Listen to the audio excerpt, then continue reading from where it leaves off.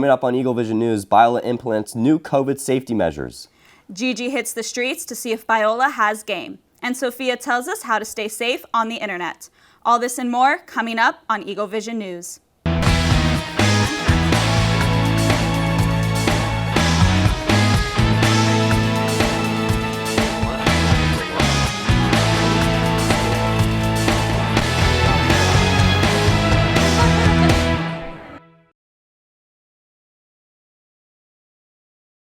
Good evening and welcome to our second episode of Eaglevision News. I'm Jeff Woolson. And I'm Marlena Lang. Marlena, I can't tell you how glad I am to be making my Eaglevision debut with you on my side. Thank you. It's great to have you here, Jeff. Let's get into our top news stories for tonight.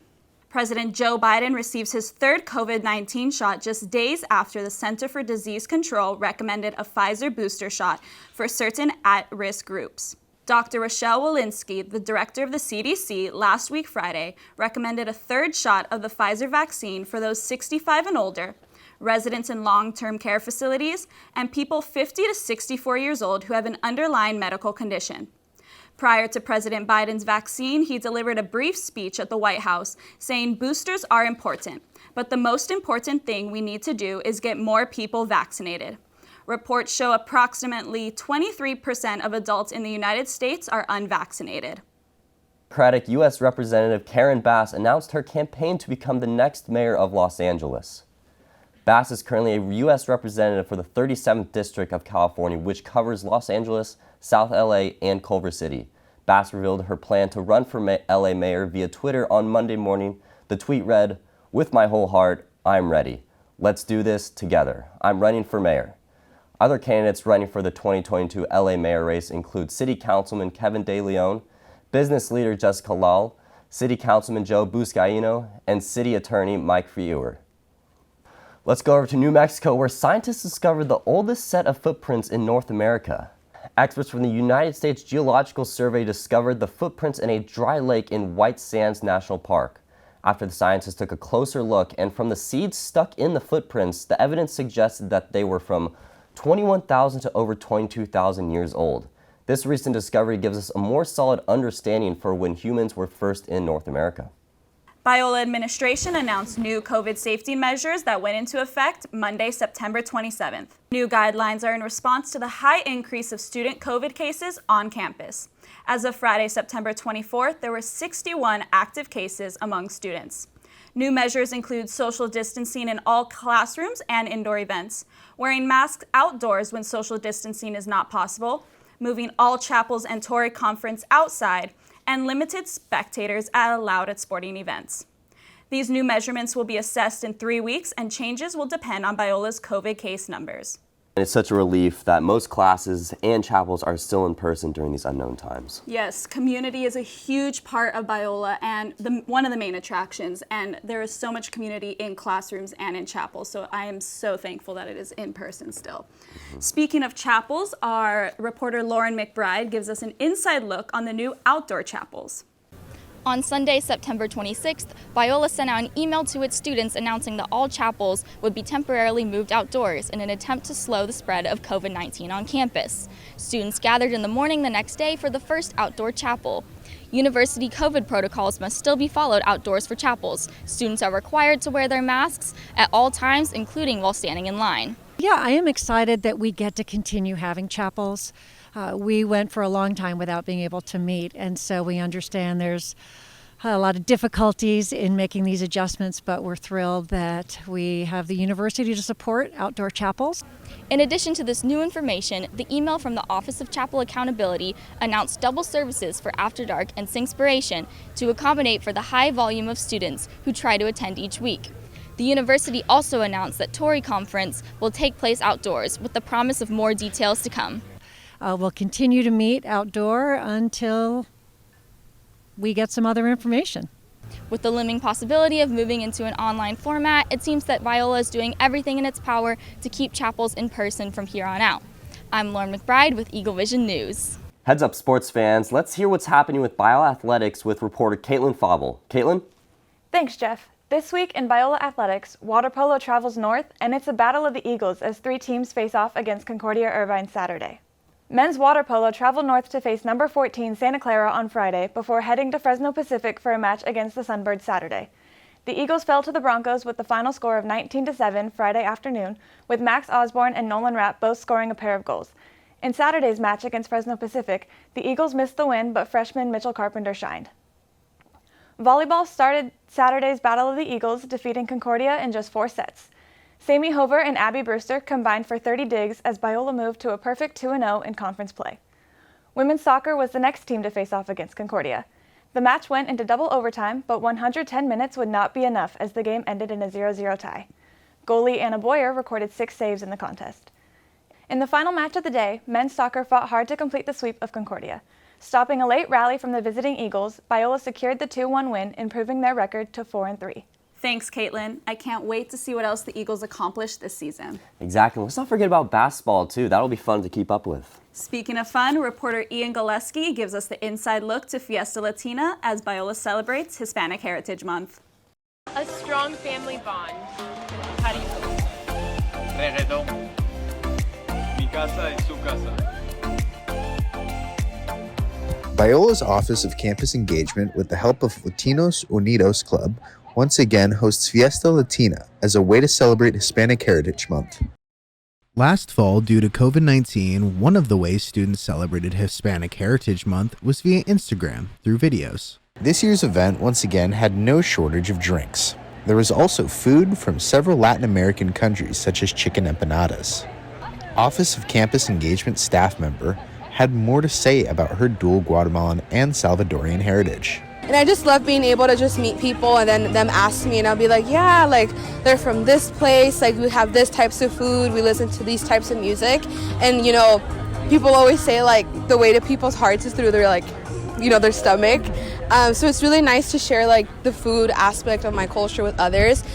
Along with showcasing different dishes, students were able to sit and hear from speakers, play games, and enjoy salsa dancing. Students can come write down their favorite family tradition and pin it on this tree. For many students, events like Fiesta Latina have provided a way for them to feel at home on campus and keep in touch with their heritage. This has been Ian Godleski reporting for Eaglevision News. Viva Hispanic Heritage Month! Viva! That looked like such a fantastic event. I wish I could have one of those empanadas right about now. Next up, double check what you're filling out on the internet because you might be getting hacked. Sophia Sylvester has the inside scoop. Imagine scrolling through your Facebook feed at 2 a.m. when you come across a quiz that will tell you what kind of bread you are. You click on it and pick your star sign, your age, your favorite cheese, and your mother's first name. You finish the quiz and go to sleep. But when you wake up the next morning, your bank account has been hacked. Not only are you a sourdough bread bowl, but now you're broke. This type of cyber scam is becoming increasingly common. In this case, the quiz maker was able to get your name from the Facebook profile you logged in with. Then they narrowed down your birthday from your star sign, age, and used it to hack into your debit card account since your PIN was your birthday. Cybersecurity experts say there are some simple ways to avoid this. First, don't give out sensitive information on Facebook quizzes or to anyone you meet on the internet. Second, don't make your passwords easy to guess.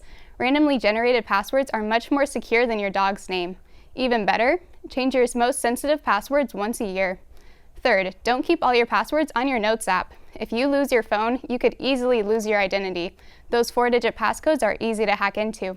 Fourth, take advantage of what's called two-factor authentication. This simply means having both a password and separately linked device to verify it's actually you logging in. Fifth, keep your software up to date, especially when it comes to security updates. And finally, check in on your accounts regularly. Keep an eye out for suspicious activity so you can catch it as soon as something is off. Thank you, Sophia. I will definitely be taking your advice. Who would have known quizzes is a way to hack into my bank account? It's not just elderly people being targeted anymore, it's the younger generation too. For sure. Let's now see if we will have rain or shine. Brooke Torres has the weather for us. And when we come back, Olivia Yatuma will update us on what's trending. Thank you, Marlena. Behind me, we have the Los Angeles skyline with a beautiful golden hour hitting those remarkable LA buildings. Taking a look at the weather for today, we see that early in the morning, we're at a 58 degrees, followed by a sunny 76 this afternoon. Remember your jackets because we cool down to a 56 this evening. Below, we have our sunrise and sunset for today. Now let's take a look at our national weather. Up here in Washington, we see some cool air coming in, forming a cool pocket in Colorado and Wyoming. The rest of the nation looks like fairly warm temperatures with Texas and Florida with those high 80 temperatures. And then on the West Coast, we're looking at those bright and sunny 70s. Looking at the forecast for the rest of this week, we see that on Wednesday, we're at 75, followed by high 80s for the rest of the week. On Saturday and Sunday, we're going to be at 86 degrees. And it may be a nice chance to hit the beach one last time before that fall weather rolls around. On Monday, we'll be at 84 degrees, followed by Tuesday, where we cool down to a 78 degrees. Thank you. Back to you at the desk. Thank you, Brooke. We now have Olivia here with us for What's Trending. Olivia? Thanks, Marlena. Coming up on this week's segment of What's Trending, the search for Brian Laundrie, fiancé of the late Gabby Petito, grabs hold of the internet, and the release of the Netflix series Squid Game takes over TikTok. Since Gabby Petito's remains have been found, the search for Brian Laundrie has caused much conversation on Twitter, TikTok, and elsewhere, as users on these social media platforms have released tweets and TikTok videos with their theories as to where Brian might be and what to be aware of should you see him in public. Users continue to investigate Brian's social media accounts and break down interviews regarding the case under hashtag Brian Laundrie and hashtag Gabby Petito. In the recent news conference held by Gabby's family, they revealed that Brian's family has not been cooperative in the search. As the public rallies around Gabby's loved ones, it has become clear that the search for Brian Laundrie is far from over. On a lighter note, since debuting on Netflix on September 17, the South Korean drama Squid Game has held on to its top 10 position on the platform's chart, currently seated at number 1. The show follows 456 people whose financial struggles lead them to compete in traditional Korean children's games, but with several deadly twists. Some of these games include red light, green light, tug of war, and more. The hashtag Squid Game has accumulated 11.1 billion views on TikTok and is filled with memes, clips, and fan edits of characters from the show. One of the current trends circulating on TikTok is centered around a honeycomb cookie, also known as a Dalgona candy. In Squid Game, participants are required to carve out shapes from the cookie without breaking it in order to avoid being fatally terminated from the game. TikTok users have hopped on the trend by attempting this same challenge. It's safe to say that some would survive and others, well, would not. You know, I did see some clips on TikTok of the red light, green light game. It looked really intense. It was very intense, yes. I have not heard of this Squid Game until tonight, and it's something I definitely am going to be checking out. Oh, you gotta check it out, 100%. Last but certainly not least, our reporter Gigi Fierro hits the streets to see if Biola's got game. Welcome back to Gigi on the Street. Now, I don't know about you, but all over my feed, I've been seeing engagements, weddings, and just long-term relationships, and it's making me sick to my stomach. So, with that being said, we're going to see if this campus has game. I'm coming to you to see if you have the best pickup line on campus. Let's go. Hi, I'm here with... Rhett. Rhett, what is the best or worst pickup line you've ever heard? For the best one, I'd have to say it's, are you a blackjack dealer? Because you look like the queen of my heart. That's about it. Okay, all right. Have you used that one often? Just once. How'd that go for you? Fantastic. I'm here with Hannah, Megan, Ashley. What is the best or worst pickup line you guys have ever heard? Unbearably cute. It had a panda bear on it. Shoot, which other ones did I get, people? Hi, I'm here with Tyler. Tyler. It's like best pickup line, worst pickup line you ever used. Worst pickup line? Probably, I've never used it, but maybe, do you like raisins? How do you feel about a date? Okay, man got some game. How old are you? 13. Oh, okay. You know what? I'm kind of impressed. I feel like we're going to have a few more Rings by Springs at this rate. So, that is the end of this episode for Gigi on the Street. If you have any suggestions for what I should ask people or what you think the next topic should be, you can look at my Instagram or you can send any more suggestions at Biola Eaglevision's Instagram on the links next to me. So, we're going to get back to your Eaglevision news.